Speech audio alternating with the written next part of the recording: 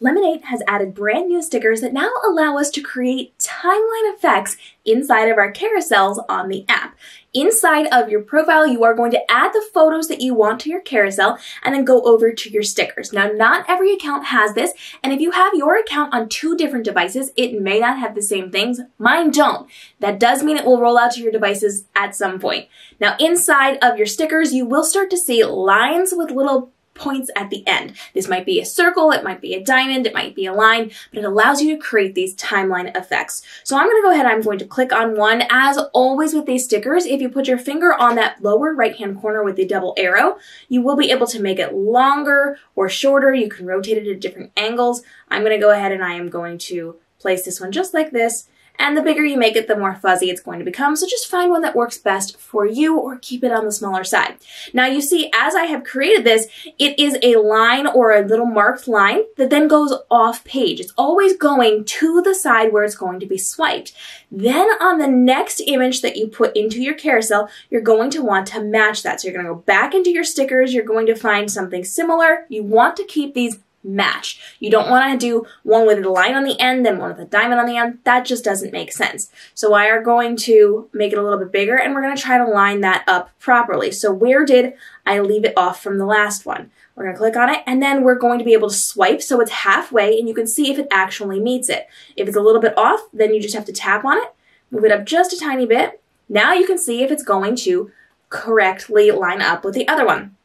So from here, you're going in a timeline fashion. So you're going to start on your first image, have that line go off the page, then you're going to swipe to the second image, and it's probably going to stop in the middle of your image unless you use one with the circle or with the diamond, then you can continue to connect it. However, you're probably going to want to design this a little bit differently because we don't want just one solid line to swipe through. So now we're going to go into our stickers, and we are potentially going to, and just for the sake of design, I'm going to use this one, but again, keep it all in alignment. Don't use different versions of this.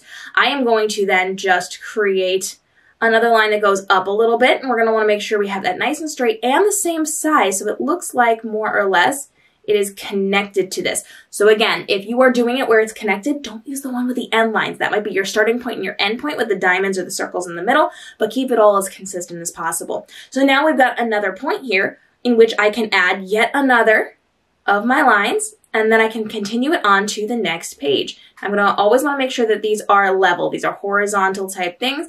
And if there's a gap between the circle, the diamond, or whatever, make sure you have that same gap.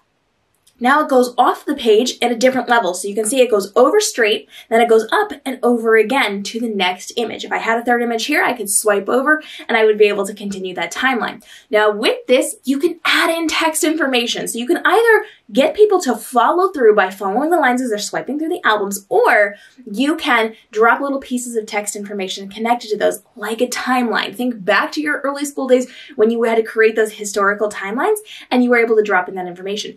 Add in relevant information. So follow along on a story, follow step-by-step instructions, whatever it happens to be. This is a really great way to create that swipeable content so people can go through and follow along. Now, bonus points on this one.